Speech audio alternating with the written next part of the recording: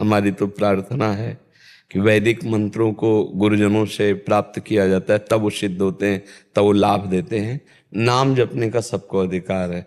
जैसे श्री राम जय जय राम, हरे कृष्ण कृष्ण कृष्ण, राम राम राधा राधा, राम कृष्ण हरि, भगवन नाम। जैसे शैव उपासक थे तो उनका शाम सदाशिव, ये नाम जप सकर। लेकिन जैसे पंचाक्षरी मंत्र है, गायत्री मंत्र है, महामृत्युंजय ये गुरुजनों से प्राप्त करके तब सिद्ध होंगे। ऐसे आप जब को कोई परेशानी नहीं है पवित्र अवस्था में से, लेकिन लाभ नहीं मिलेगा। लाभ तब मिलेगा जब शास्त्रीय पद्धति से गुरुजनों का अर्चन बंदन करके जो मंत्र प्राप्त किया उससे प्राप्त होगा। नाम आप जप करो, नाम सर्व मंगलकारी है, लेकिन मंत्र सिद्धि प्राप्त करने के लिए, कोई लाभ प्राप्त करने के लिए जो मंत्र जपा जाता है वो किसी संत से उपदिष्ट होना चाहिए। ऐसे ग्रंथ से पढ़ा हुआ या टेलीफोन आदि ये जो यंत्र तंत्र हैं इनसे, ऐसे किसी संत से ऐसे ऐसे। अब आजकल तो मतलब कोई भी मंत्र आप देख लो सब आपको मिलेगा वो यंत्रों में बजता हुआ। एक बगल में शंकर जी का मंदिर है तो उसमें मृत्युंजय मंत्र गूंजता रहता है, वो अपना कुछ कुछ भरा होता है, हमें लगता है वही चलता रहता है ऐसा। और गाय बदल दे तो गायत्री चलता रहेगा। मतलब कई मंत्रों के ऐसे आते हैं कि आप ले आओ जो चाहो तो वो नहीं, उससे ऐसा नहीं कि यंत्र जपे मंत्र और काम तुम्हारा हो जाए या उससे सुन के ऐसा। गुरुजनों से ये महिमा है। देखो 6 महीने में भगवत प्राप्ति कर ली ध्रुव जी ने, पर नारद जी जो भगवत प्राप्ति करने जा रहे थे तपस्या, नारद जी मिले, फिर 12 अक्षर मंत्र का उपदेश किया, पद्धति बताई, तो आज तक किसी को लाभ मिला है तो गुरुजनों से मिला है।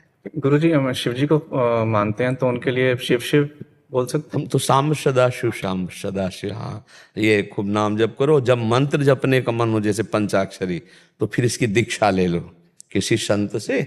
आसपास कोई ऐसे संत महात्मा हो जिन पर श्रद्धा हो, उनसे दीक्षा ले लो और खूब नाम फिर मंत्र जप करो पवित्र अवस्था में। वो भी अंदर अंदर, मंत्र बाहर उच्चारण नहीं किया जाता। जैसे ये लोग बाहर नहीं उच्चारण कर, ये सब ये कलयुग का प्रभाव है, ये धर्म विरोधी। इसलिए कौन सिद्ध हो रहा है, किसको लाभ प्राप्त हो रहा है? सब विपरीत दिशा को जा रहे हैं। मंत्रों का कीर्तन करवाया जाता है। अरे मंत्र 2 ही प्रकार से, उपांश या मानसिक। नाम 3 प्रकार से, वाचिक, उपांश और मानसिक। और कीर्तन खुला नाम का होता है, कीर्तन करो नाम का। मंत्रों का कीर्तन आजकल लोग करने लगे हैं, ये निषेध है, ये शास्त्र विरुद्ध आचरण है, इससे जगत मंगल नहीं होगा। महाराज आपसे टीवी में ही जैसे आपका सत्संग आदि सुनते हैं, तो हम बाहर देश दुबई में रहते हैं, तो हमने आपसे जो मंत्र सुना हमने उसी को सब मान लिया, बस हो गया। हमने सोचा कि ये भी तो गुरुजी ने। लेकिन हम कोई गुप्त मंत्र ऐसा आज तक कभी सत्संग में नहीं बोले होंगे।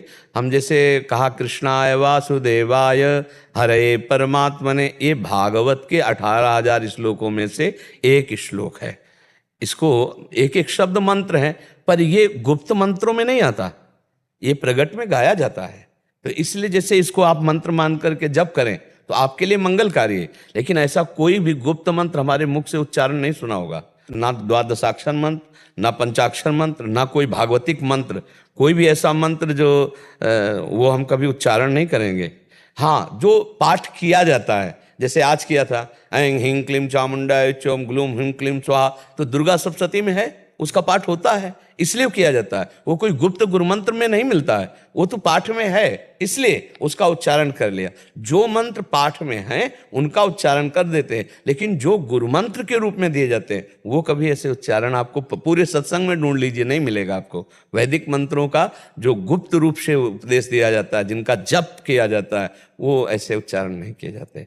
गुरुजी मंत्रों और श्लोक का आध्यात्मिक जर्नी में मतलब क्या बहुत बड़ा प्रभाव है। जैसे हाँ, फर्क ये है कि जैसे हम राधा राधा कृष्ण कृष्ण जपे कल्याण हो जाएगा। अब हमको श्री कृष्ण और श्री किशोरी जी की सहचरी बनकर के उनकी सेवा में जाना है।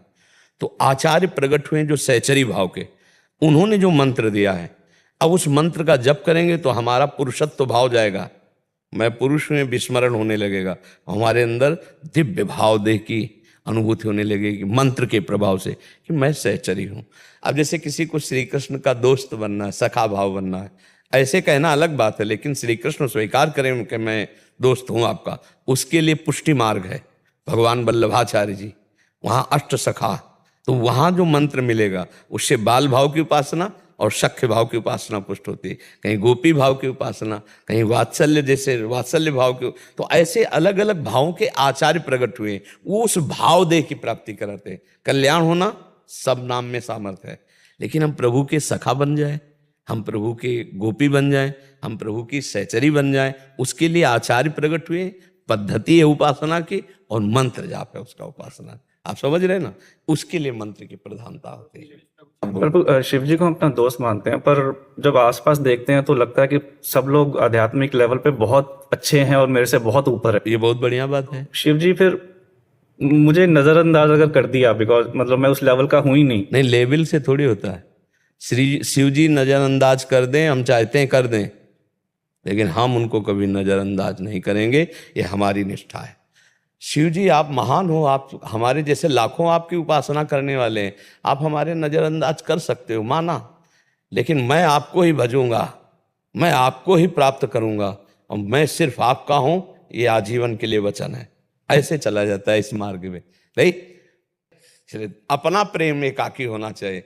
फिर वो आपको अंदर की बात कह रहा हूं, ये जो आपके अंदर है कि मैं उनको अमुक मानता हूं, अगर उनके अंदर नया होता तो आपके अंदर हिम्मत ही नहीं थी कि आप उनके लिए ऐसा सोच सके। इसका मतलब उन्होंने पहले स्वीकार किया, आपने बाद स्वीकार किया है, और वो परम कृपालु है, करुणा अवतारम। हमारी किसी भी गलती पर वो हमें नहीं छोड़ सकते। हम जरूर है कि भोगों में उनको छोड़ सकते हैं, भोगों में भूल कर उनको छोड़, वो हमें नहीं छोड़ सकते। समझ में आ गया? महाराज जी, हमारा प्रश्न ये है कि जब भी सभी जीवों में भगवत भाव करने का प्रयास करते हैं तो स्वयं में शिवोहम भाव आता है, पर हमें तो दासोहम भाव ही प्रिय है, इसी में आनंद प्राप्त कैसे शिवम भाव कैसे आ जाएगा जब सब जगह अपना इष्ट देख रहे हैं? जब हम सब जगह अपना इष्ट देख रहे हैं तो ये भी इष्ट का मंदिर है, यहाँ भी इष्ट है, पर हम तो सेवक रूप से है ना। हृदय मंदिर है, सब हृदयों में श्यामा श्याम विराजमान, यहाँ भी श्यामा श्याम विराजमान है, और हम तो सेवक है ना श्यामा श्याम के। बस ऐसे भाव रखना। शिवम भाव कैसे आ जाएगा? ऐसे कि मैं शिव हूं, ऐसा भाव कैसे आ जाएगा? उस भाव को धारण करोगे तो वो भाव आ जाएगा। जब हम दास्य भाव में हैं, प्रिया प्रीतम की सेवा में हैं, तो सबके हृदय में चिद चिद लक्षणम सर्वम राधा कृष्णमयम जगत। जैसे ईंट पत्थर के मंदिर में हम भावना करते हैं तो अर्चा विग्रह में भगवान का दर्शन करते हैं, ऐसे पांच भौतिक शरीर के मंदिर में सब में भगवान विराजमान है। हाँ, सी राम मैं सब जग जानी, गोस्वामी जी के अंदर तो शिवम नहीं आ रहा, कह रहे करो प्रणाम जोरी जुग पानी। दोनों हाथ जोड़कर सबको प्रणाम करते हैं, क्योंकि हमारे प्रभु सबके हृदय में विराजमान है। ऐसे भावना की जाती है। तो जब सबके हृदय में विराजमान है तो इसके भी हृदय में विराजमान है। हम सेवक हैं और श्यामा श्याम हमारे स्वामी है। ये भाव रख, भाव के द्वारा ही भगवत प्राप्ति होती है। दास्य भाव, सख्य भाव, वात्सल्य भाव, कांता भाव, सहचरी भाव या ब्रह्म भाव। तो शिवोहम ब्रह्म भाव है। आप तिलक लगाए हो वैष्णव का, तो आपका दासत्व का भाव होना चाहिए। ठीक है ना? हम जिस मार्ग से चलें उसी में अनन्य होकर भगवत प्राप्ति करें। रस एक ही है, उसके घाट अलग अलग हैं। जैसे यमुना जी है ना, तो घाट अलग अलग। कोई विश्राम घाट नहा रहा है तो यमुना जी नहा रहा है, कोई ब्रह्मानंद में डूब रहा है तो हमारे प्रभु में डूब रहा है, कोई दास्य भाव में तो हमारे प्रभु में, कोई सख्य भाव में तो हमारे प्रभु में। प्रभु 10-20 थोड़ी, प्रभु तो वही हैं। उन्हें राम कहो, कृष्ण कहो, हरि कहो, शिव कहो, जो भी भाव कहो, पर हम जिस भाव से चलें उसी भाव से पूर्णता की प्राप्ति करें। ऐसा नहीं कि उपासना दासोहम की, चिंतन शिवोहम का, तो भाव नहीं मिल पाएगा ना। भाव नहीं में हम जिस दिशा से जा रहे हैं, जैसे अटल्ला चुंगी से जाए तो बिहारी जी का रास्ता है, परिक्रमा से जाए तो बिहारी जी का, उधर से आवे पानी घाट की तरफ तो बिहारी जी का, जाना बिहारी जी। पर हम एक मार्ग में चल सकते हैं ना, सब मार्गों से थोड़ी चल सकते हैं। ऐसे भगवान के प्राप्ति के बहुत से मार्ग हैं। ये अभेद भक्ति है शिव। हम भेद भक्ति से चलते हैं। मेरे प्रभु, मैं उनका दास। इससे जाकर वो तदात्म हो जाता है। फिर ब्रह्म नहीं, माया नहीं, नहीं जीव नहीं काल, अपनी सुधि ना रही, एक रहे नंदलाल। वो परमात्मा स्वरूप में स्थित हो जाता है। ठीक है? इसमें कोई संशय आपको?